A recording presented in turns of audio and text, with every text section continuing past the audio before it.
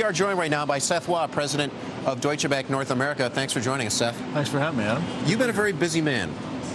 Not the least. Yeah, well, that's right. And what it really boils down to is trying to quantify risk and keep regulators comfortable. How do you do that? Well, it's a whole new world, and we have a very strong risk culture. We've been in place for for a long time. We feel like we got through the crisis in a way that a little bit unique and had credibility, because I think crises define organizations, and ours is defined by sort of getting stronger as opposed to having major issues. So that's definitely the case. Having said that, the regulatory environment, as we all know, is tuned up several notches, and so the reporting requirements, the kind of access that we have with regulators, the up-to-the-minute updates that they're looking for all the time are a challenge, and a challenge both sort of operationally as well as in terms of actually managing and understanding your risk. Well, the New York Fed today is saying they may want updates even more often than they're getting. I mean, does there come a point at which you would have to start sending, say, even hourly or twice daily reports to the New York Fed? I don't think we'll get to that point, but certainly in the crisis, we were on the phone almost hourly with what was going on in the marketplace, and we're used to it. Look, we're all about transparency. The more that we can, provide to the market from our perspective is the better for our story, because we feel really good about where we are. I do think there comes to a point where there's diminishing returns, that at the end of the day, what my job is to run the bank and to make sure that we're doing all the things we should, rather than managing an information flow. And so there is diminishing returns at some point, but I don't think we're there yet. And we all have to realize that we went through a lot, that the world is a confused and complicated and volatile place, and that naturally we're going to have to react to that. How comfortable are you right now with the firm's capitalization, Deutsche Bank, the parent? We feel really good about it in terms of everything that we can control. Unfortunately, we'd like our stock price to be higher for sure, and so the market is taking some of our capitalization away. But we have a path to Basel and beyond, SIFI and beyond. We've done enormous amounts in terms of cutting down on legacy assets, as well as raising a huge capital last year, and we don't feel restricted in terms of the business that we can do with our clients, and that's the biggest sort of litmus test, I think. Talk to me about the specificity of the Fed's proposals today.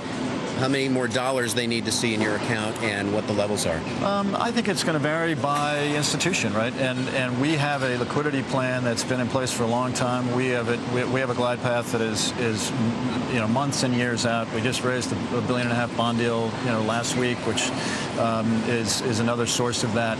So we feel like, again, that transparency for us is the good news. We reacted in 2008 in terms of creating liquidity, raising capital, reducing assets, de-risking, all the things that we've done. And so I can't put a number. I realize that's what you're asking for. I think, and the good news from our perspective is we already are in compliance. If that began to dip at some point, then it's not about what we need to do today. It's about if there became a liquidity issue in the future. How big is the cushion now versus where it was 3 years ago? Is it twice as big? Is it 3 times as big? Oh, it's, I'm trying to remember where we were, but in terms of time, and that's the way we think about it, is how long are we funded, and it's probably 3 times as long as, our tenor is probably 3 times long, and I might be off on that. We can come back with real numbers, but I think that's about right. Now, I also got to ask you, we've kind of been here before as a global group, right? Back in the 80s, they had to write down Argentina debt. In the 90s, Mexico, or that was about 2000. It was Brazil in the 90s, et cetera, et cetera. So at what point do they write down Greek bonds? And if they did, what kind of hit do you take? We already have. You've written them down by how much? I'm not sure I'm allowed to say that, but I would say that we are well within where the market is trading. Let's put it that way. And 30 cents on the dollar. I would say we're within the market parameters. I probably can't be more specific than that. I think a number of the other banks have as well, and we had negligible exposure to begin with in Greece. So, we feel good about where we are and on that. Now, if there's contagion and it spreads to the whole world, then obviously we're all going to have we all, meaning not just banks, but everybody is going to have major issues. You've got Europe, you've got the U.S., which has also got some long-term issues that we've got to deal with, and the emerging markets hopefully don't catch our cold, right? Are they doing in Europe everything they need to do, or are they still not really taking the tough medicine? Well, I think they're doing everything they need to do, but the time frame is very different than what the investors are focused on. So investors are used to a world where we have Lehman on a Saturday and you have TARP on a Thursday.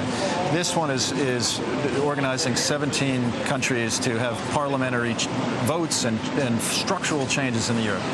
I'm not saying as an excuse, I'm just saying as a reality. And so the markets want this to be fixed yesterday, and the reality of how they get at this is going to take a lot longer. And so it is, that's unfortunate, and I don't mean that they don't get it. We have full belief that they understand the severity of this, that if they could snap their fingers tomorrow and come to a solution, they would. But there's a democratic process that has to be gone through, and that will take time. And unfortunately, the market doesn't want to give it time, and I understand that part of it too. So I'm not saying one side's right or wrong. Of course. I'm just saying that that's the dichotomy. And so what I think you're going to see is these air pockets of volatility where there's hope and you get big run-ups, and then there's despair and you go the other way. And unfortunately, we probably need to get used to that for a while. We have no doubt that ultimately it will get there, that there is the willingness to pay, that there is the ability to pay, and that they have to get at the structure in order to do that. And all right. So I'm going to have to cut you off there. I wish I could let you go, Seth Waugh, president of Deutsche Bank North America. There you have it, Lisa. 3 times the capital that they used to have, but sounds like still a long way to go.